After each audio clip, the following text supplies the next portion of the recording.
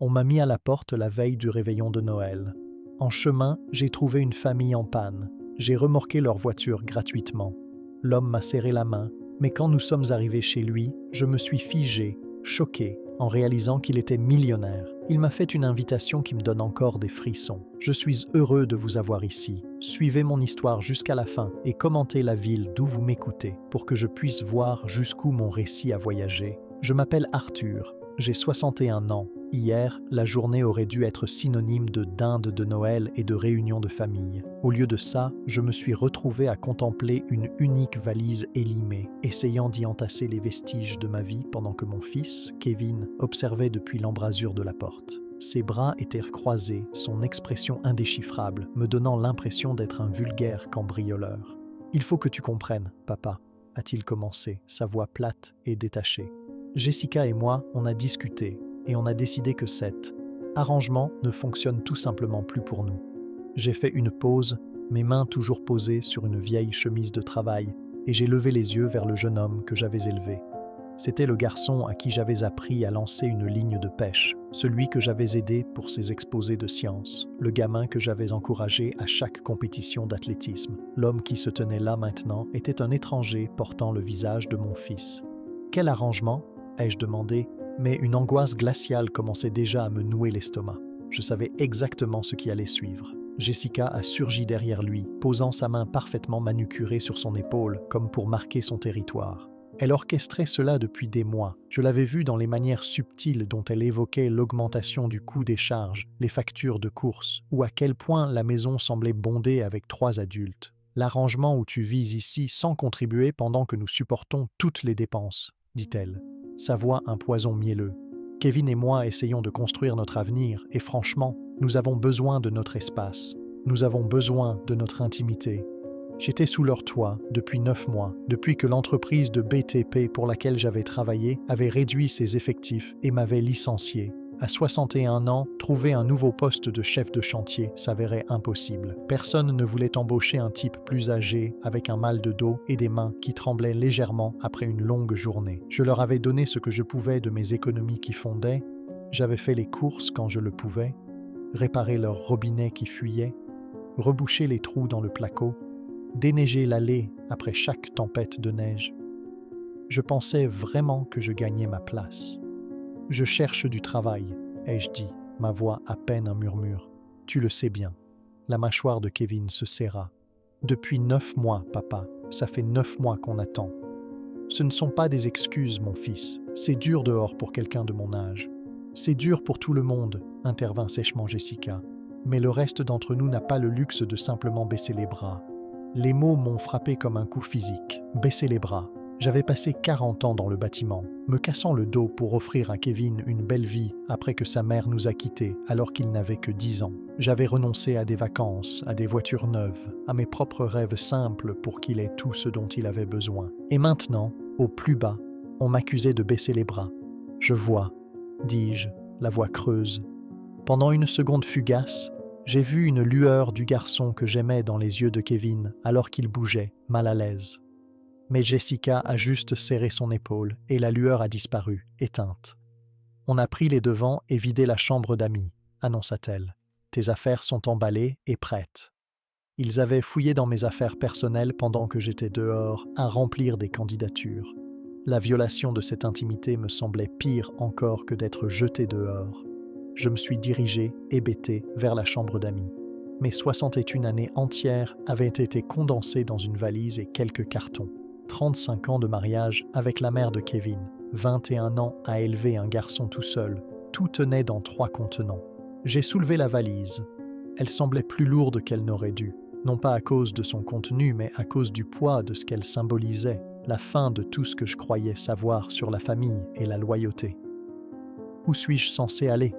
ai-je demandé, la question suspendue dans l'air stérile. « Tu trouveras bien quelque chose, » dit Kevin, finalement incapable de croiser mon regard. « Tu t'en sors toujours ?»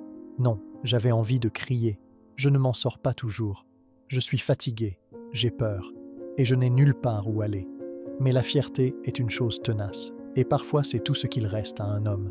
Alors j'ai juste hoché la tête et je me suis dirigé vers la porte d'entrée. L'air glacial de novembre a transpercé ma veste fine alors que je chargeais ma vie à l'arrière de mon vieux pick-up de 19 ans. Le moteur a protesté avec une toux et un crachotement avant de finalement démarrer. Je suis resté assis là un long moment à regarder la maison pour laquelle j'avais aidé Kevin à obtenir l'apport pour le prêt immobilier. La maison où j'avais rêvé de jouer un jour avec des petits-enfants que je savais maintenant que je n'aurais jamais.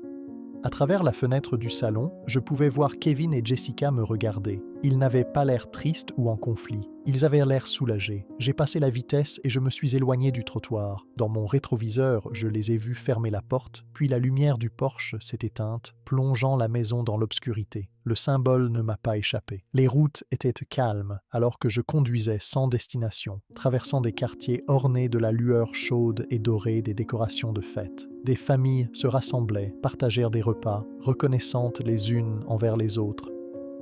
J'avais toujours imaginé que Kevin et moi aurions d'innombrables autres réveillons de Noël, que je transmettrais les histoires de ma famille à ses enfants. Au lieu de cela, j'étais à la dérive dans le froid et l'obscurité, avec tout ce que je possédais qui brinque-ballait à l'arrière d'un camion qui était sur sa dernière jambe.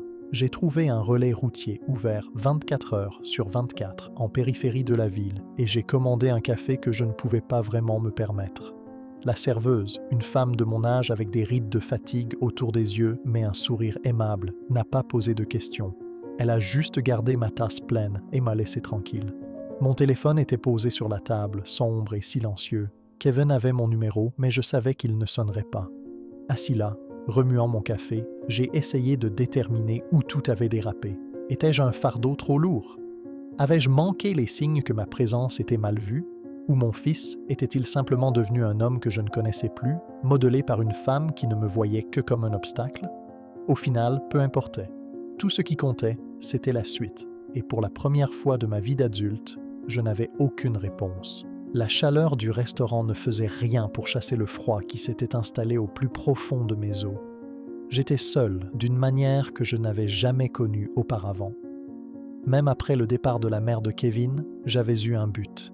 Élever mon fils, lui montrer ce que signifiait être un homme bien. Maintenant, j'avais l'impression que tout cela n'avait servi à rien.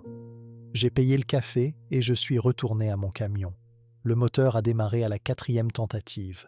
J'ai repris l'autoroute déserte, conduisant vers nulle part en particulier, portant le poids d'une vie d'amour qui, apparemment, n'était pas suffisant. J'étais sur la route depuis environ 3 heures quand j'ai vu les feux clignotants. La neige avait commencé comme une légère poudreuse vers minuit, mais à 2 heures du matin, c'était une véritable tempête, rendant les routes dangereuses. J'étais quelque part sur l'autoroute A6, à l'ouest de Lyon, le chauffage de mon camion luttant en vain contre le givre sur le pare-brise, quand une paire de feux de détresse a percé la neige tourbillonnante. Une famille était blottie à côté d'un SUV sombre et élégant sur la bande d'arrêt d'urgence. De la vapeur s'échappait dessous le capot, et je pouvais voir l'homme essayer de faire signe aux voitures qui passaient, ses gestes devenant de plus en plus désespérés à chaque véhicule qui filait. Indifférent. Derrière lui, une femme était au volant avec ce qui ressemblait à 2 jeunes enfants à l'arrière. Mon premier réflexe a été de continuer. J'avais ma propre crise à gérer. J'étais sans abri, mon compte en banque était presque vide et mon camion semblait pouvoir lâcher à tout moment. La dernière chose dont j'avais besoin était de m'empêtrer dans les problèmes de quelqu'un d'autre, mais je ne pouvais pas le faire. C'était peut-être l'affaissement défaitiste des épaules de l'homme, alors qu'une autre voiture l'ignorait. C'était peut-être la pensée de ses enfants qui avaient de plus en plus froid chaque minute.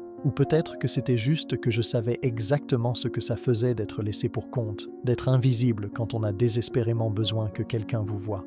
Je me suis garé, mes propres feux de détresse se joignant au clignotement frénétique dans l'obscurité neigeuse. L'homme s'est approché de mon camion avec prudence alors que je sortais. Il était plus jeune que Kevin, probablement dans la mi-trentaine, avec des cheveux sombres et des yeux intelligents qui contenaient un mélange de soulagement et d'épuisement. Un homme prudent, attentif sur une autoroute sombre. « Merci de vous être arrêté, » dit-il, son souffle formant un nuage dans l'air glacial. « Je suis Julien. Voici ma femme, Clara, et nos filles dans la voiture. »« Arthur » ai-je répondu en lui serrant la main qu'il me tendait. Sa poignée était ferme, une poignée de travailleur. « Quel est le problème ? » ?»« Le radiateur, je crois. Il a commencé à surchauffer il y a une 30aine de kilomètres, et maintenant, il ne démarre plus du tout. » expliqua-t-il en désignant le SUV d'un geste impuissant. J'ai appelé une dépanneuse, mais avec ce temps, ils ont dit que ça pourrait prendre 4 heures, peut-être plus. Je me suis approché et j'ai jeté un œil sous le capot.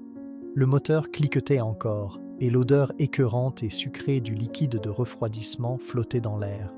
Un tuyau éclatait, très probablement. 4 heures dans ce froid avec 2 petites filles, ce n'était pas juste un inconvénient, c'était dangereux. « Où allez-vous » ai-je demandé. « À la maison, juste au nord d'ici, à Écully. » Il passe une main dans ses cheveux saupoudrés de neige. « Je sais que c'est beaucoup demandé, mais pourriez-vous nous remorquer ? Je vous paierai ce que vous jugerez juste. » J'ai regardé son visage, illuminé par les feux clignotants. Il y avait là une sincérité qui me rappelait moi-même à cet âge, à l'époque où Kevin était petit et où chaque problème semblait être la fin du monde. Cet homme essayait juste de ramener sa famille à la maison en toute sécurité. « Je n'ai pas de matériel de remorquage professionnel, » dis-je. « Juste quelques sangles robustes à l'arrière. Ce n'est pas l'idéal, mais si vous êtes prêt à tenter le coup... » Le soulagement inonda son visage. « Oui, absolument. Combien je vous dois ?» J'ai pensé à mon compte en banque, aux 86 € dans mon portefeuille, et à l'incertitude terrifiante de l'endroit où j'allais dormir. Un remorquage comme celui-ci pourrait me rapporter quelques centaines d'euros, facile. « Ne vous en faites pas pour ça, » m'entendis-je dire. Julien cligna des yeux. « Pardon ? C'est gratuit, » ai-je répété, marchant déjà vers mon camion pour attraper les sangles. « Ramenons simplement votre famille à la maison. » Il me dévisagea comme si une deuxième tête m'avait poussé. « Monsieur, je ne peux pas vous laisser faire ça gratuitement. Vous faites déjà un si grand détour pour nous. » J'ai dit de ne pas vous en faire, ai-je insisté. Maintenant, aidez-moi à attacher ce truc. Il nous a fallu près de 20 minutes pour sécuriser le SUV. Le véhicule était lourd et mon vieux camion grogna en signe de protestation, mais les sangles étaient solides. Julien insista pour rester dans le SUV pour diriger, tandis que Clara et leurs 2 petites filles, des jumelles, peut-être de 7 ou 8 ans, montèrent dans la cabine de mon camion. Clara était visiblement enceinte, peut-être de 6 ou 7 mois, et elle installa les filles entre nous avec une douceur attentive. C'étaient de belles enfants, avec les yeux sombres de leur père et un calme impressionnant compte tenu des circonstances. « Je suis Clara, » dit-elle, alors que je reprenais prudemment l'autoroute. « Et voici Maya et Lily.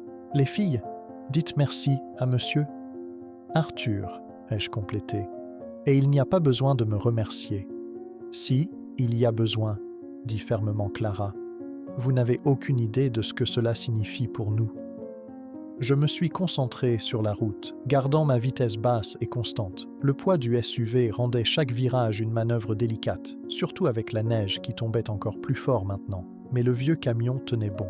« Vous êtes d'ici » demanda Clara. « Originaire de l'île, dis-je, mais je suis dans la région depuis un certain temps. » Ce n'était pas tout à fait un mensonge.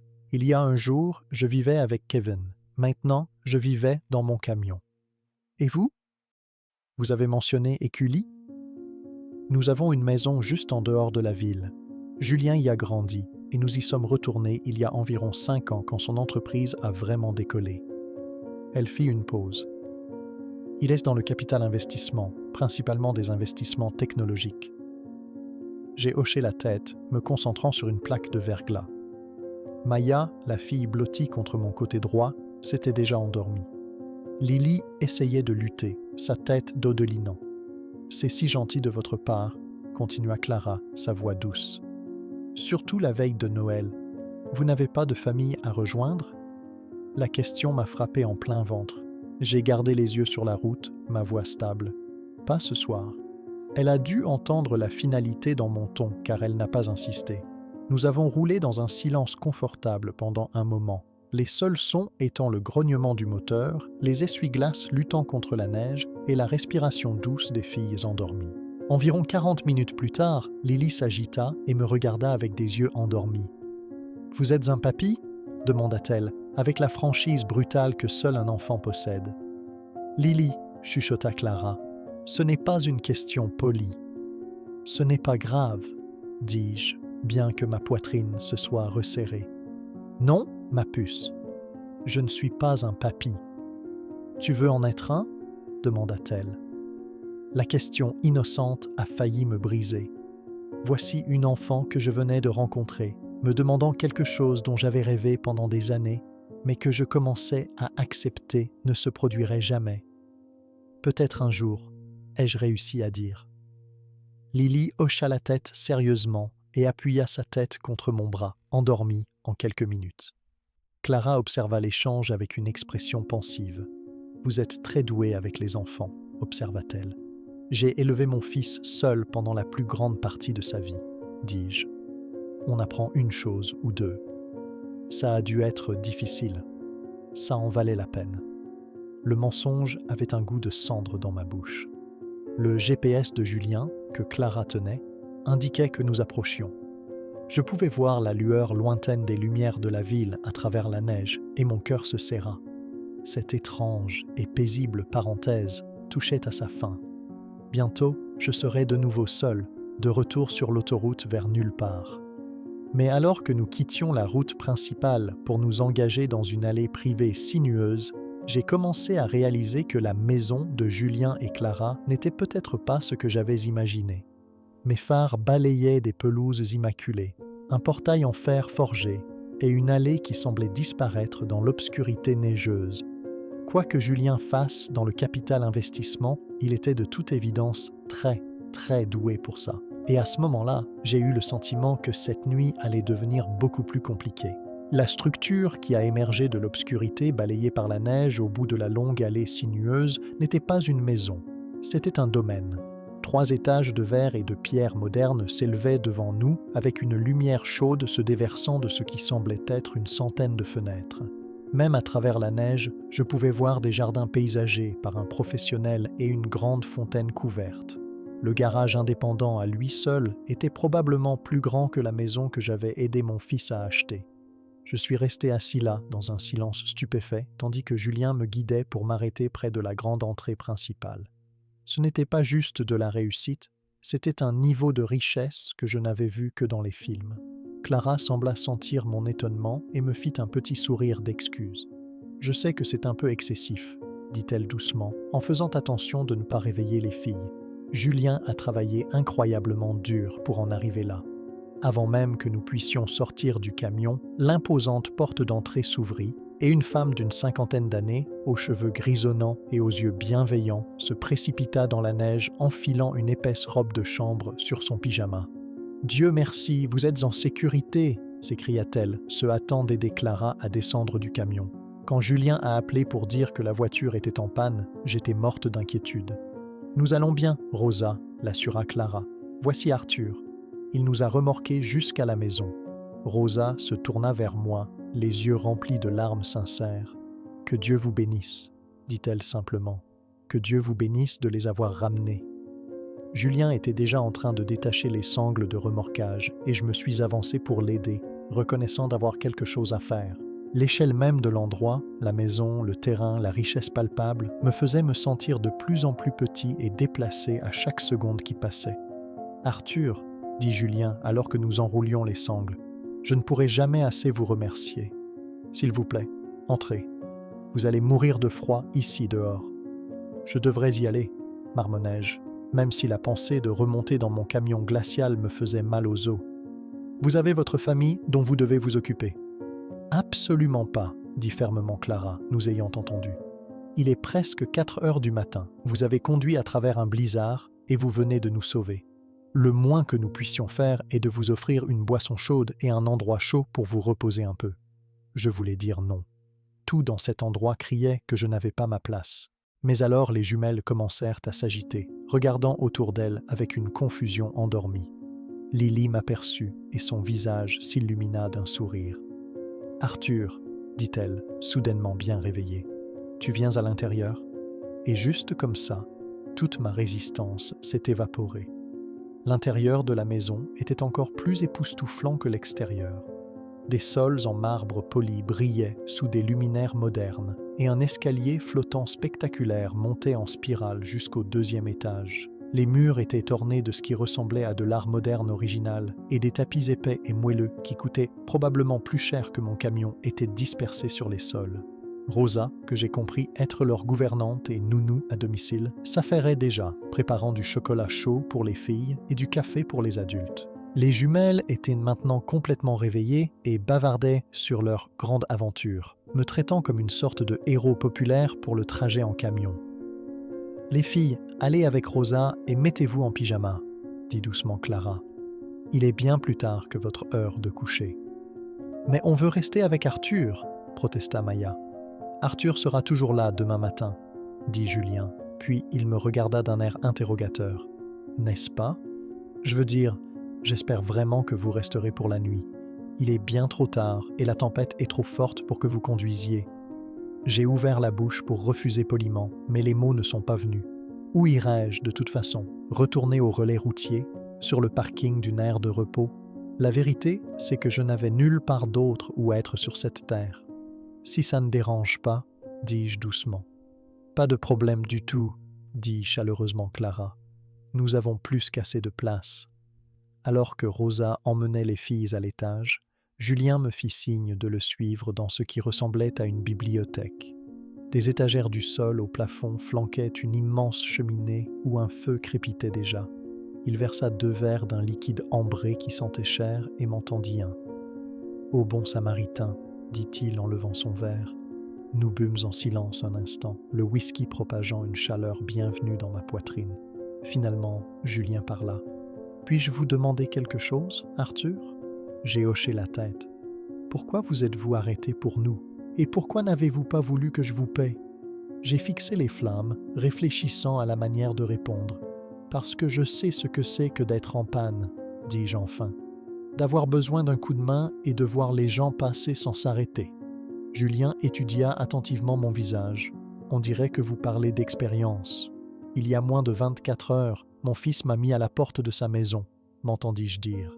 Le whisky m'avait certainement délié la langue, mais il y avait aussi quelque chose chez Julien qui me mettait en confiance, qui invitait à l'honnêteté. Il m'a dit que j'étais un fardeau. Il m'a donné 1 heure pour faire mes bagages et partir. L'expression de Julien se durcit. « Votre propre fils ? Sa femme travaille sur lui depuis des mois. J'ai perdu mon emploi au printemps. Je n'ai pas pu en trouver un autre. Ils m'ont laissé rester avec eux, mais... » J'ai haussé les épaules, le mouvement semblant lourd et fatigué. « Je suppose qu'il y a une limite à la charité, même quand c'est la famille. Quel âge avez-vous ? » « 61 ans. » Julien resta silencieux un long moment. Puis, il fit quelque chose d'inattendu. Il se dirigea vers une étagère et prit une photographie encadrée d'argent. Il la regarda quelques secondes avant de me l'apporter. La photo montrait un homme qui ressemblait beaucoup à Julien, mais plus âgé, avec de la graisse sous les ongles. Il se tenait avec un grand sourire fier à côté d'un jeune garçon, clairement Julien enfant, devant un vieux garage. « C'est mon père, » dit doucement Julien. Il s'appelait Robert. J'ai regardé la photo de plus près. La ressemblance était frappante, mais il y avait quelque chose dans les yeux fatigués, mais fiers de l'homme plus âgé qui me semblait profondément familier. « Il est décédé il y a 10 ans. » continua Julien. « Crise cardiaque soudaine. Il a été mécanicien toute sa vie. Il s'est usé à la tâche pour nous, tout comme vous dans le bâtiment. Je suis désolé pour votre perte. » Julien s'assit en face de moi, les yeux fixés sur la photo. « Le truc, Arthur, c'est que je n'ai jamais eu l'occasion de lui dire que j'étais désolé. » « Désolé pourquoi ? » La mâchoire de Julien se contracta. « Quand j'avais 17 ans, nous avons eu une terrible dispute. J'étais un gamin arrogant, je pensais tout savoir. Je lui ai dit des choses horribles. Je lui ai dit que je le détestais, que j'avais hâte de m'éloigner de lui et de son garage graisseux. Il fit une pause, son pouce traçant le bord du cadre en argent. Ma mère m'a dit que j'étais ingrat, que je devais y retourner et m'excuser. Mais j'étais trop fier, trop têtu. J'ai emménagé avec un copain, j'ai trouvé un travail et j'ai fini par me payer mes études de commerce. J'ai passé les 10 années suivantes à essayer de prouver que je n'avais pas besoin de lui, que je pouvais réussir selon mes propres termes. « Mais vous l'avez fait, » dis-je en désignant la magnifique pièce. « Regardez tout ça. »« Oui, je l'ai fait, » dit-il, la voix chargée d'émotion. « Et vous savez le pire ? Il était fier de moi tout le temps. Ma mère m'appelait et me racontait comment il se vantait de moi auprès de ses clients. Elle disait qu'il passait parfois en voiture devant mon premier immeuble de bureau, juste pour le regarder. La douleur dans la voix de Julien était palpable. J'avais le sentiment de savoir où cela menait. Au moment où j'étais prêt à ravaler ma fierté et à aller le voir, il était trop tard. Il a eu une crise cardiaque massive au garage, parti, comme ça. Je n'ai jamais pu lui dire que j'étais désolé. Je n'ai jamais pu le remercier. Julien leva les yeux vers moi, ses yeux brillants de larmes non versées. Je porte ce regret avec moi chaque jour depuis 10 ans. La certitude que ma stupide fierté m'a coûté des années avec un homme qui m'aimait inconditionnellement. Je sentis un nœud froid se former dans mon estomac. « Julien, pourquoi me racontez-vous tout ça ?» Il se pencha en avant, son regard intense. « Parce que quand je vous ai vu ce soir, debout dans cette tempête de neige, aidant ma famille sans autre raison que le fait que c'était la bonne chose à faire, vous m'avez tellement rappelé lui. Et puis, quand vous m'avez parlé de votre fils, de ce qu'il a fait, Julien secoua la tête. J'ai l'impression de regarder une seconde chance. Une seconde chance pourquoi ? Julien se leva et retourna vers la cheminée. Arthur, je veux vous faire une offre, mais j'ai besoin que vous écoutiez tout avant de répondre. Mon cœur commença à battre la chamade dans ma poitrine. Quel genre d'offre ? Je veux que vous restiez ici. Pas seulement pour la nuit. Je veux dire, je veux que vous viviez ici. Que vous fassiez partie de notre famille. Julien se tourna pour me faire face. Clara et moi avons essayé de donner à nos filles une enfance stable et aimante. Mais nos 2 parents sont partis. Nous n'avons pas d'autre famille. Les filles, elles n'ont jamais su ce que c'est que d'avoir un grand-père. Je le fixais sans voix. « Julien, vous ne me connaissez même pas. »« J'en sais assez, » dit-il fermement. « Je sais que vous êtes un homme qui s'arrête pour des étrangers dans un blizzard. Je sais que vous n'accepteriez pas un centime d'un homme qui essaie de ramener sa femme enceinte et ses enfants à la maison. Je sais que vous avez élevé un fils seul et que vous avez fait de votre mieux pour être un bon père, même si ce fils est trop aveugle pour le voir. » La pièce commençait à sembler instable et je ne savais pas si c'était le whisky ou la pure folie de ce que Julien proposait. « Vous parlez de charité, » dis-je, la voix rauque. « Je ne peux pas être un cas de charité. » Ce n'est pas de la charité, Arthur. C'est une question de famille. Il s'agit pour moi d'avoir une chance d'honorer mon père d'une manière que je n'ai jamais pu. Il s'agit pour vous d'avoir la famille que vous méritez. Clara et moi avons plus d'argent que nous n'en aurons jamais besoin, mais nous ne pouvons pas acheter les choses qui comptent vraiment. Nous ne pouvons pas acheter la sagesse ou l'expérience ou le genre d'amour inconditionnel qu'un grand-père fournit. Je me levai brusquement, le verre de whisky tremblant dans ma main. C'était trop vite. Cela ressemblait à un rêve. J'ai besoin d'air, balbutiai-je. Julien hocha la tête, son expression compréhensive. La chambre d'amis est à l'étage, 2e porte à droite. Pensez-y, Arthur, s'il vous plaît. Pensez à ce que cela pourrait signifier pour nous tous. Alors que je montais cet incroyable escalier flottant vers une chambre d'amis plus grande et plus luxueuse que n'importe quel endroit que j'avais jamais appelé chez moi, je ne pouvais pas me défaire du sentiment que toute ma vie venait de prendre un chemin que je n'aurais jamais pu prédire. Je n'ai pas dormi de la nuit. J'étais allongé dans un lit qui semblait aussi grand que tout mon ancien appartement, fixant le haut plafond et essayant de digérer l'offre stupéfiante de Julien. La chambre d'amis était un modèle de luxe discret, avec tout parfaitement choisi et impeccablement conçu. À travers l'immense fenêtre, je pouvais voir que la neige avait enfin cessé de tomber, recouvrant les vastes terrains d'un drap blanc immaculé. Au bout du couloir, une famille dormait, et j'étais l'étranger qui s'était inexplicablement écrasé dans leur monde parfait. Un léger coup à la porte me fit sursauter. « Entrez !» criai-je, supposant que c'était Julien. Mais c'est Clara qui entra, portant une tasse fumante. Elle portait une robe de chambre en soie sur son pyjama, son ventre de femme enceinte formant une courbe douce sous le tissu. « Je vous ai apporté une tisane, » dit-elle, sa voix un doux murmure, alors qu'elle posait la tasse sur la table de chevet. « De la camomille, c'est censé aider à se détendre. »« Merci, » dis-je, me redressant et tirant la couette autour de ma taille.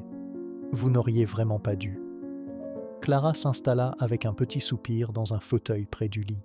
« Julien m'a parlé de votre conversation, » dit-elle directement, allant droit au but. « De son offre. » Je sentis une rougeur d'embarras me monter au cou. J'espère qu'il n'a pas outrepassé ses droits. Je sais que c'est votre maison, votre famille. Vous devriez avoir le dernier mot. Vous avez raison, je devrais, dit Clara, et un sourire entendu effleura ses lèvres. C'est pourquoi je suis là. Elle resta silencieuse un moment, ses mains reposant protectriquement sur son ventre. Arthur, puis-je vous dire quelque chose sur mon mari ? Quelque chose qu'il n'a probablement pas partagé parce qu'il est trop fier. J'ai hoché la tête, intrigué. Il y a 5 ans, quand nous avons emménagé dans cette maison, Julien n'était pas seulement un homme qui avait réussi, il était vide. Il avait l'entreprise, l'argent, tous les apparats. Mais il était complètement hanté par ce qui s'était passé avec son père. Il s'enterrait dans le travail, essayant de prouver quelque chose à un homme qui était déjà parti. Clara bougea sur son siège, grimaçant légèrement. Je le voyais à peine. Les filles le voyaient à peine. Il était un fantôme dans sa propre maison et j'avais terriblement peur de le perdre à cause de son propre regret. « Qu'est-ce qui a changé ?» ai-je demandé. Il y a 2 ans, l'école de Maya et Lily a organisé une fête des grands-parents. Tous les autres enfants avaient leur grand-père là, leur lisant des histoires, les aidant avec des activités manuelles, juste en étant là. Nos filles se sont assises toutes seules et j'ai vu le cœur de Julien se briser en temps réel. « Cette nuit-là, dit-elle, la voix brisée, il a pleuré pour la première fois depuis que je le connaissais. Il m'a dit qu'il comprenait enfin ce qu'il avait vraiment perdu. Pas seulement son père, mais la chance d'être le genre de père aimant et présent que son propre père avait essayé d'être. Il m'a promis qu'il briserait le cycle, qu'il s'assurerait que nos enfants ne ressentiraient jamais le genre d'abandon qu'il avait porté toute sa vie. On dirait qu'il a été un bon père depuis, ai-je observé. Il l'a été, confirma-t-elle. Mais vous devez comprendre, Arthur, Julien voit des schémas. C'est ce qui fait de lui un génie dans son domaine. Et quand il vous a rencontré ce soir, quand il a entendu votre histoire, il n'a pas seulement vu un homme dans le besoin, il a vu une chance de guérir quelque chose qui était brisé en vous deux. J'ai pris une gorgée de la tisane. Elle était parfaite. Clara, j'apprécie tout ce que vous dites, mais tout cela se passe si vite. Vous ne savez rien de moi. Pour tout ce que vous savez, je pourrais être dangereux, un escroc. Clara laissa échapper un rire doux et chaleureux. Pensez-vous vraiment que nous sommes si naïfs, Arthur ? Pensez-vous que Julien a construit cette vie en étant un mauvais juge de caractère ? Je ne comprends pas. Pendant que vous et Julien parliez, j'ai passé quelques coups de fil. J'ai parlé à votre ancien superviseur de l'entreprise de construction, un monsieur Dubois, un homme très gentil. Mon cœur a failli s'arrêter. Vous avez enquêté sur moi. J'ai fait mes petites vérifications, dit-elle sans s'excuser. Monsieur Dubois m'a dit que vous étiez l'employé le plus fiable qu'il ait eu en 30 ans. Jamais manqué un service, toujours resté tard pour aider un client. Il a dit que vous laisser partir était l'une des choses les plus difficiles qu'il ait jamais eu à faire. Clara se pencha en avant, son expression sérieuse. Il m'a aussi parlé de la fois où vous avez utilisé votre propre argent pour acheter des matériaux et réparer la rampe du Porsche d'une femme âgée parce qu'elle ne pouvait pas se le permettre. Et comment vous avez encadré tous les jeunes de votre équipe. Je me sentis complètement exposé, comme si elle pouvait voir à travers moi. C'était juste de petites choses. Les petites choses construisent le caractère d'un homme, déclara fermement Clara. J'ai aussi parlé à la gérante de l'immeuble où vous viviez avant de déménager chez votre fils. Une Madame Lefebvre, elle a dit que vous étiez le meilleur locataire qu'elle ait jamais eu. Vous payiez toujours votre loyer 1 semaine à l'avance. Vous aidiez toujours les autres résidents avec les réparations. Vous déblayiez les allées pour les personnes âgées. La pièce sembla soudain très chaude. Pourquoi me dites-vous tout ça ? Parce que je veux que vous compreniez que ce n'est pas un caprice. Julien et moi sommes restés éveillés pendant 2 heures après que vous soyez montés. Nous cherchions quelqu'un comme vous depuis des années, sans même le savoir. Clara se leva lentement, une main sur le bas de son dos. Arthur, nous allons bientôt avoir notre 3e enfant. Maya et Lily sont à un âge où elles ont soif de stabilité et de conseils. Et Julien, il a besoin de donner l'amour qu'il n'a jamais pu donner à son propre père. Et moi, de quoi ai-je besoin ? Ai-je demandé, les mots sortant plus bas que je ne l'avais prévu. Clara sourit, un sourire brillant et radieux. De quoi avez-vous besoin, Arthur ? La question m'a frappé avec la force d'un coup physique. De quoi avais-je besoin ? Pendant des mois, je n'avais pensé qu'à ce que j'avais perdu. Mon travail, ma maison, l'amour de mon fils. J'étais bloqué en mode survie. J'ai besoin de compter. m'entendis-je dire. La vérité brute et indéniable. J'ai besoin de sentir que ma vie a encore un but. Et qu'est-ce qui vous donnerait ce but? J'ai pensé aux jumelles, comment elles s'étaient endormies contre moi dans le camion. J'ai pensé à Lily, me demandant si je voulais être un papy. J'ai pensé à la douleur de Julien et à la force tranquille de Clara. Être utile, dis-je finalement. Pas comme un projet, mais comme un membre de la famille. Clara se dirigea vers la fenêtre et regarda la neige. Julien a un fonds en fiducie pour chacune des filles, pour l'université et tout ce dont elles auront besoin. Mais tout l'argent du monde ne peut pas leur apprendre ce que vous pouvez. Il ne peut pas leur apprendre la résilience, ou le travail acharné, ou leur donner l'amour inconditionnel d'un grand-père. Elle se retourna vers moi. Nous ne vous offrons pas la charité, Arthur.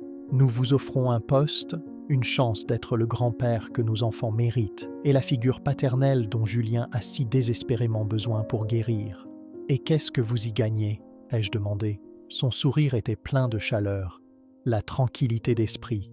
Savoir que lorsque ce bébé arrivera, j'aurai une paire de mains compétentes supplémentaires de quelqu'un qui a réellement élevé un enfant. Savoir que mon mari ne portera plus seul le poids de son regret. Et savoir que mes enfants grandiront en comprenant ce que la famille signifie vraiment. Un silence confortable s'installa entre nous. Dehors, la première faible lueur de l'aube colorait le ciel oriental.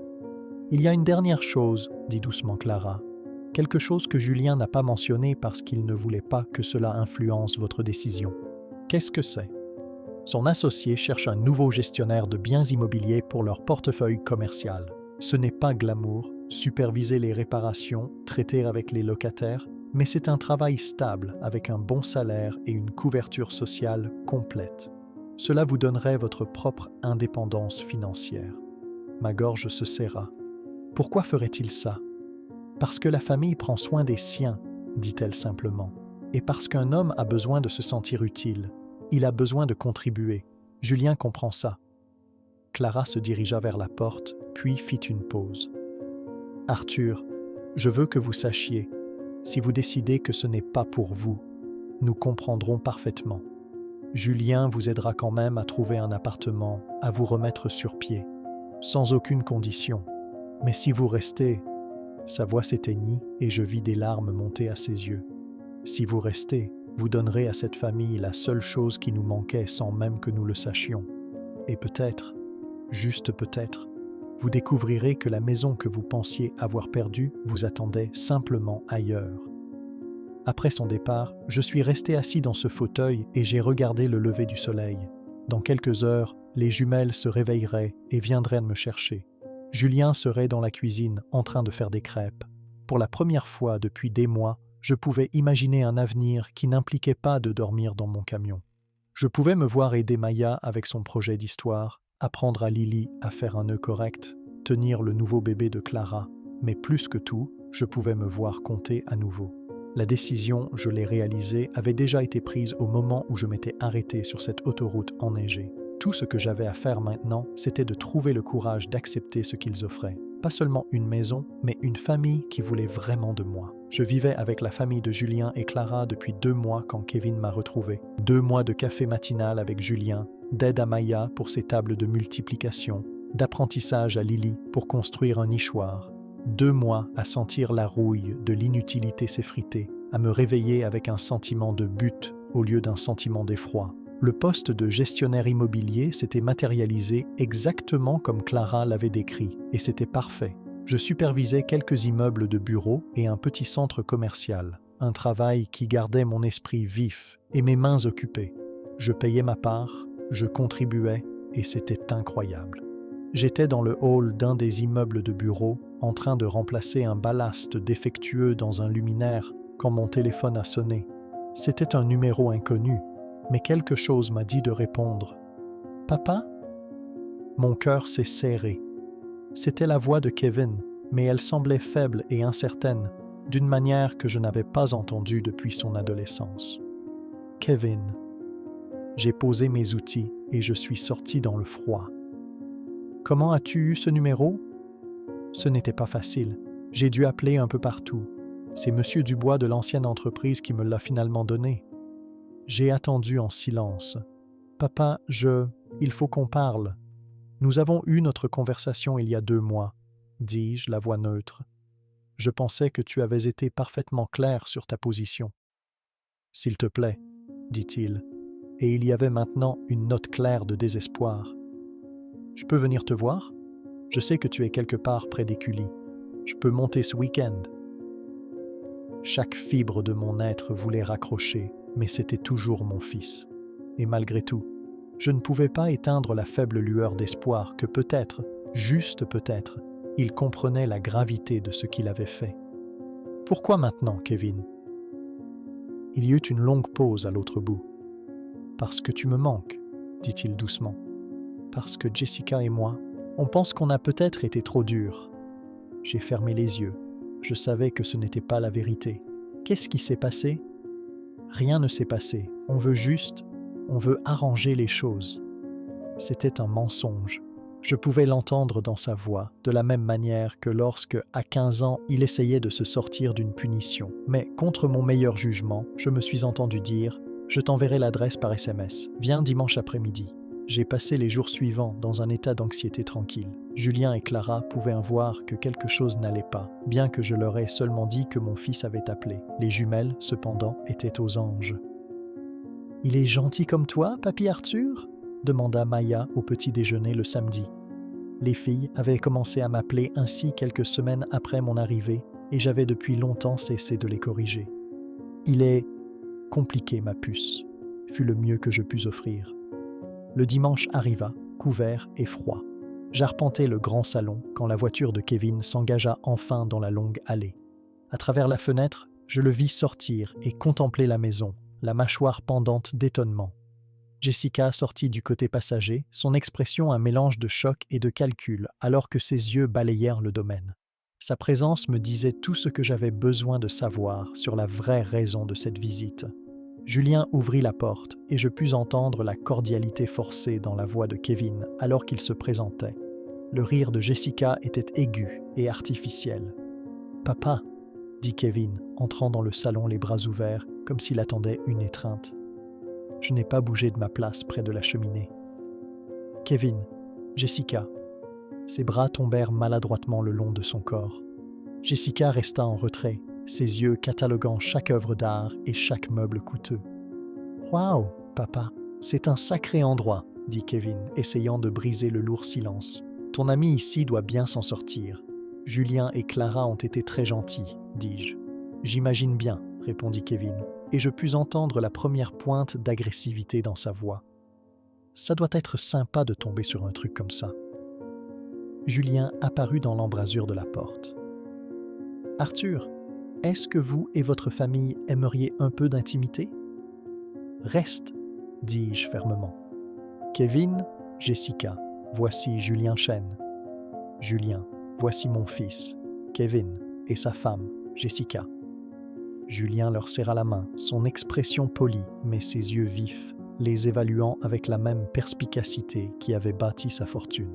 « Quelle belle maison !» s'extasia Jessica. « Vous avez dû travailler si dur pour tout ça. »« Nous avons eu beaucoup de chance, » répondit doucement Julien. Kevin se racla la gorge. « Papa, on peut parler? Seul ?» Je jetai un coup d'œil à Julien, qui fit un léger signe de tête et recula dans le couloir, bien que je remarquais qu'il n'allait pas loin. « Alors, » commença Kevin une fois qu'il pensa que nous étions seuls, « c'est ça que tu as fait? Te la couler douce dans un palace pendant que ta propre famille s'inquiétait à mort pour toi? »« Ma famille ?» demandai-je doucement. « Il y a 2 mois, tu as été très clair sur le fait que je ne faisais pas partie de ta famille. » Jessica s'avança, son expression passant à une sollicitude apaisante. « Arthur, nous étions tous bouleversés ce soir-là. Des choses ont été dites. Vous ne pouvez pas croire honnêtement que nous en pensions un mot. Quelle partie ne pensiez-vous pas? Ai-je défié? La partie où j'étais un profiteur? Un fardeau? La partie où vous aviez besoin que je sorte de votre maison? » Kevin eut au moins la décence de détourner le regard, mais seulement pour un instant. On était sous beaucoup de stress. Mes heures ont été réduites au travail. Le remboursement du prêt a augmenté. Tes heures ont été réduites? L'entreprise a dégraissé. Je ne travaille plus qu'à temps partiel maintenant, marmonna-t-il. On est en retard sur le prêt. La banque parle de saisie. Et voilà, la vraie raison. Je vois, dis-je. Et tu es venu ici en pensant... Quoi? Que j'allais demander une aumône à mes amis riches? Pas une aumône, dit rapidement Jessica. On s'est juste dit, tu sais, que tu pourrais glisser un mot. Vous voulez que je demande de l'argent à Julien? Pas pour nous, dit Kevin incroyablement. Pour toi. Je veux dire, tu vis ici, tu dois avoir une certaine influence. Il voudrait aider la famille de son ami, non? Je fixais mon fils, cet homme que j'avais tant essayé d'élever avec intégrité. Kevin, est-ce que tu t'entends seulement? J'entends un fils qui essaie de sauver sa maison, rétorqua-t-il. J'entends un homme prêt à ravaler sa fierté pour les gens qu'il aime. Les gens que tu aimes? Une colère chaude et juste commença à monter dans ma poitrine. On ne met pas à la porte les gens qu'on aime par une nuit froide. On ne dit pas aux gens qu'on aime qu'ils sont des fardeaux inutiles. On a fait une erreur, d'accord? La voix de Kevin monta. On est là maintenant. On veut que tu rentres à la maison. C'est ma maison maintenant. Jessica laissa échapper un rire court et amer. Oh, s'il vous plaît, ce n'est pas votre maison, Arthur. Vous êtes leur petit projet, un cas de charité. Pensez-vous vraiment que ces gens vous voient comme de la famille? Avant que je puisse répondre, une petite voix s'éleva du grand escalier. « Papy Arthur, est-ce que tout va bien ?» Kevin et Jessica se retournèrent brusquement. Je vis le visage de Kevin se vider de sa couleur alors qu'il réalisait ce que la petite fille venait de m'appeler. Maya se tenait là, dans l'embrasure de la porte, les cheveux en couette, avec Lily juste derrière elle, serrant un dessin. « On t'a fait un dessin », annonça Lily en brandissant une feuille de papier. Elle montrait un groupe de bonshommes allumettes devant une grande maison. Julien, Clara, les jumelles, et juste au milieu, une silhouette aux cheveux gris avec « Papy Arthur » écrit au-dessus. Le silence dans la pièce était absolu. « Les filles, dis-je doucement, voici Kevin et Jessica. Pouvez-vous nous donner juste quelques minutes de plus ?» Maya regarda Kevin avec l'examen sans filtre d'un enfant. « Tu ne ressembles pas à Papy Arthur, » déclara-t-elle. « Je suis son fils, » dit sèchement Kevin. « Oh !» Le visage de Maya s'illumina. « Alors tu es notre tonton. Tu vas vivre ici aussi? On a plein de chambres en plus. » Je vis le muscle de la mâchoire de Kevin tressaillir. « Non, nous avons notre propre maison. » Pour l'instant, marmonna Jessica entre ses dents. Clara apparut, attirée par l'agitation. « Les filles, pourquoi n'iriez-vous pas montrer votre dessin à papa? Il est dans son bureau. » Après que les enfants se furent précipités, Clara nous regarda tous les trois, la tension dans la pièce si épaisse qu'on pouvait la goûter. « Je devrais vous laisser finir votre conversation, » dit-elle. « En fait, dis-je, la voix stable et claire, je pense que nous avons terminé ici. » Le visage de Kevin rougit de colère. « Papa, tu ne peux pas être sérieux. Tu choisis ces étrangers plutôt que ta propre chair et ton propre sang. » Ces étrangers, dis-je doucement, ne m'ont jamais fait me sentir inutile. Ces étrangers ne m'ont jamais fait me demander où j'allais dormir la nuit. Ces étrangers me voient comme de la famille, pas comme un inconvénient à jeter. On a dit qu'on était désolé. Non, Kevin, tu as dit que tu avais fait une erreur. Il y a une différence. Le masque de civilité de Jessica se brisa enfin. Très bien. Si vous voulez jouer à la dinette avec vos amis riches, allez-y. Mais n'osez même pas revenir en rampant vers nous quand ils en auront marre de leur petit projet de charité.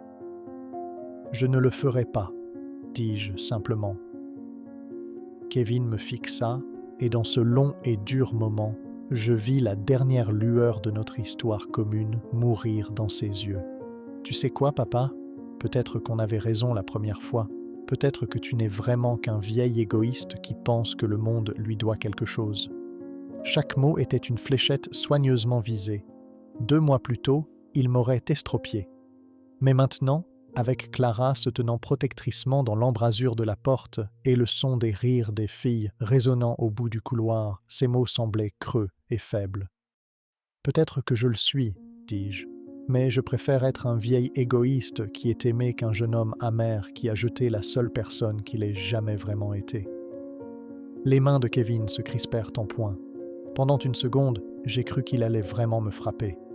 Au lieu de cela, il tourna les talons et se dirigea d'un pas rageur vers la porte. « Ne nous contacte plus jamais !» cracha-t-il par-dessus son épaule. « Je ne le ferai pas » ai-je répondu. Alors que leur voiture filait dans l'allée, Clara vint se tenir à côté de moi. « Ça va ?» demanda-t-elle doucement. J'ai regardé jusqu'à ce que la voiture disparaisse, emportant mon fils hors de ma vie pour de bon. Je ressentis un mélange de choses, de la tristesse, du regret, un étrange sentiment de soulagement. Mais pour la première fois depuis cette terrible nuit, je ne me sentais pas perdu. « Oui », dis-je, surpris de réaliser que c'était la vérité absolue. « Je crois que oui. » 2 ans plus tard, je suis debout dans la chambre d'enfant ensoleillée que Clara et moi avons conçue ensemble, berçant mon petit-fils de 3 mois, Léo, qui dort contre ma poitrine. Par la fenêtre, je peux voir Maya et Lily, maintenant âgés de 9 ans, construire un bonhomme de neige dans le jardin, leur rire résonnant dans l'air vif de l'hiver. Elles m'appellent Papy Arthur, sans y penser à 2 fois, et j'ai cessé de me considérer comme autre chose. Ce n'est pas le sang qui fait une famille, c'est l'amour. Et cette maison en déborde. Julien apparaît dans l'embrasure de la porte, un contentement profond et satisfait étant désormais son expression par défaut. Avoir une figure paternelle dans sa vie a guéri en lui une blessure dont je pense qu'il n'a jamais su nommer. « Comment va le petit gars ?» demande-t-il, sa voix un murmure bas alors qu'il hoche la tête vers le bébé. « Parfaitement, » dis-je, ajustant la couverture autour du petit corps de Léo. Il dort comme un champion. Bien. Clara fait enfin une sieste. Le docteur a dit qu'elle devait se reposer. Julien vient se tenir à côté de moi à la fenêtre. Nous regardons les filles en silence, confortablement. C'est ça, j'ai appris, le sentiment de paix. Pas un bonheur frénétique et fugace, mais un contentement profond et constant qui vient du fait d'être exactement là où l'on doit être. « Arthur ?» dit soudain Julien, son ton changeant. « Je dois te parler de quelque chose. » Il semble nerveux, mais aussi excité. « Qu'est-ce que c'est ? » Clara et moi avons discuté, et nous voulons officialiser certaines choses, légalement. Il se tourne pour me faire face. « Nous voulons t'adopter. » Je cligne des yeux, certain d'avoir mal entendu. « Pardon ? » L'adoption d'adultes. C'est une vraie chose. Tu serais légalement notre père. Les filles seraient officiellement tes petites filles, Léo, ton petit-fils. Le bébé s'agite dans mes bras et je baisse les yeux sur son visage parfait et endormi en essayant de comprendre ce que Julien vient de dire. « Pourquoi ?» je demande finalement. « Parce que la famille devrait être officielle », dit la voix de Clara depuis l'embrasure de la porte. Elle est en robe de chambre, les cheveux en désordre de sa sieste, mais elle rayonne. Parce que nous voulons qu'il n'y ait jamais aucun doute sur ta place. Et plus que ça, ajoute Julien, nous voulons que tu sois notre héritier. Nous avons rencontré nos avocats. Quand nous ne serons plus là, tout te reviendra d'abord, puis aux enfants. Nous voulons que tu sois le patriarche de cette famille, officiellement et légalement. Je m'affale dans le fauteuil à bascule, près du berceau, tenant toujours Léo, mon esprit tourbillonnant. « Vous n'avez pas à faire tout ça, » dis-je doucement. « Je me sens déjà comme de la famille. »« Nous savons, » dit Clara, se perchant sur l'accoudoir du fauteuil. « Mais nous le voulons par écrit. Et Arthur, sa voix s'épaissit d'émotion. Nous voulons prendre ton nom. »« Quoi ? » ?»« La famille Mercier, » dit Julien avec un grand sourire en utilisant mon nom de famille. « Ça sonne bien, tu ne trouves pas ? » Je les regarde, ces 2 personnes incroyables qui m'ont sauvé du point le plus bas de ma vie et m'ont rendu mon identité. Je ne sais pas quoi dire. « Dis oui !» crie Maya depuis l'embrasure de la porte. Elle et Lily sont là, les joues rouges et couvertes de neige. « On a déjà décidé comment t'appeler à la cérémonie. »« Quelle cérémonie ? » ?»« La cérémonie de famille, » explique Lily, comme si c'était la chose la plus évidente au monde. « Quand tu seras notre papy légal, on va t'appeler patriarche Arthur. » Je laisse échapper un rire qui est à moitié un sanglot. Patriarche Arthur. « C'est très distingué, » dit Maya avec un grand sérieux. Clara prend doucement Léo de mes bras. « Les filles sont dans le coup depuis des mois, » admet-elle. « Elles nous ont aidés à tout planifier. »« Vous planifiez ça depuis des mois ? » ?»« Depuis la visite de Kevin, » confirme Julien. « Ce jour-là, en voyant comment tu nous as choisis, comment tu as choisi l'amour plutôt que le sang, Clara et moi savions que nous devions rendre cela permanent, pour être sûr que tu ne doutes jamais, jamais de ta place. Je pense parfois à Kevin. Je me demande si lui et Jessica ont sauvé leur maison. J'ai entendu dire par des oui-dire qu'ils ne l'ont pas fait. Ils l'ont perdu environ 6 mois après ce jour. Une partie de moi ressent une tristesse lointaine pour lui, mais c'est la tristesse que l'on ressentirait pour un étranger. Il a fait son choix et j'ai fait le mien. Il y a une autre surprise, dit Clara, ses yeux pétillants. Quoi encore ?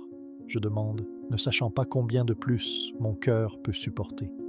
Julien me tend un document juridique. Je lis l'entête, puis je le relis. Un acte de propriété. Un changement de nom ? Je lève les yeux vers eux, confus.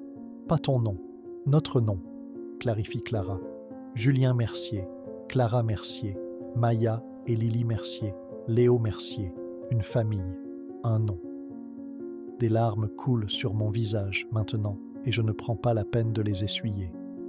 Votre nom de famille est Chen. Mon héritage familial est ce que je choisis d'en faire, dit fermement Julien.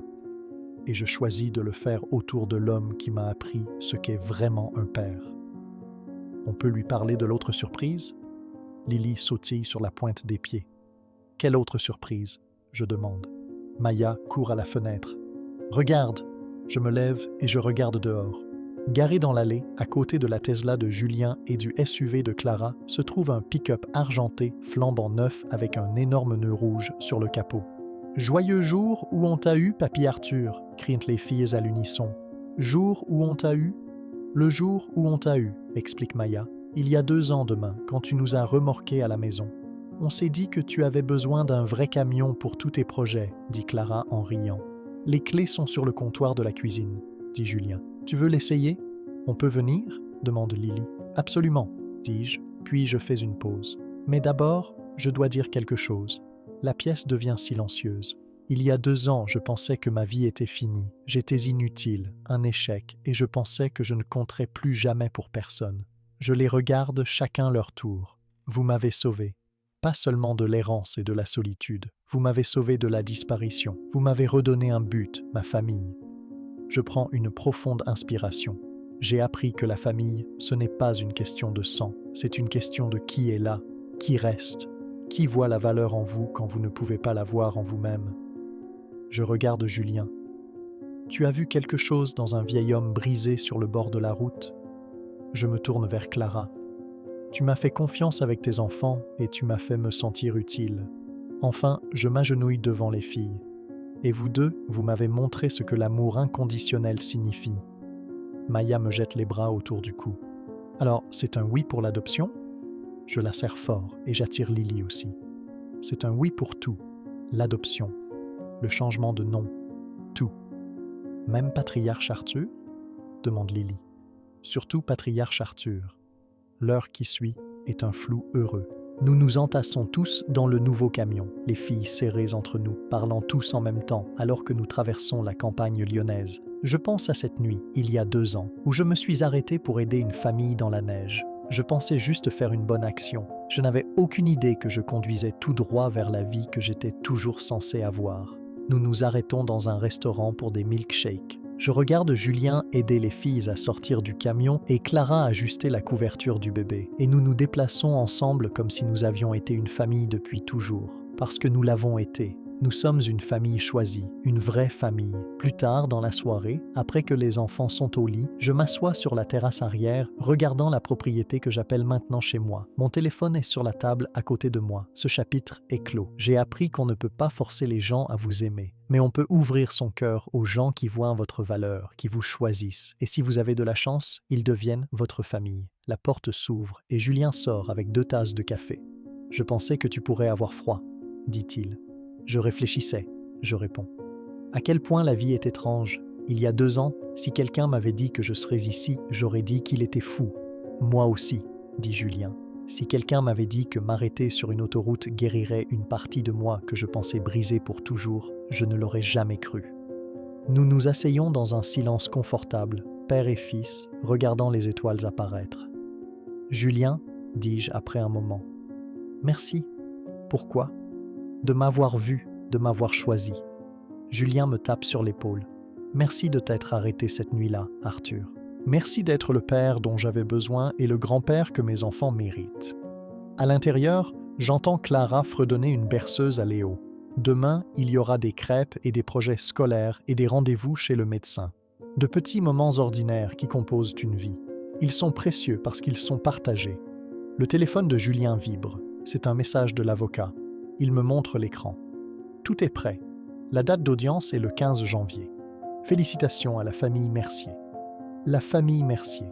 Dans 3 semaines, ce sera officiel. Mais assise ici ce soir, entourée de la chaleur des gens qui m'ont choisi, je sais que c'est vrai depuis très, très longtemps. Je suis à la maison. Enfin, complètement et définitivement à la maison. Maintenant, je suis curieux de vous connaître, vous qui avez écouté mon histoire. Que feriez-vous si vous étiez à ma place? Avez-vous déjà vécu quelque chose de similaire? Commentez ci-dessous et en attendant, je laisse sur l'écran final 2 autres histoires qui sont les favorites de la chaîne et elles vous surprendront certainement. Merci d'avoir regardé jusqu'ici. Fin de l'histoire.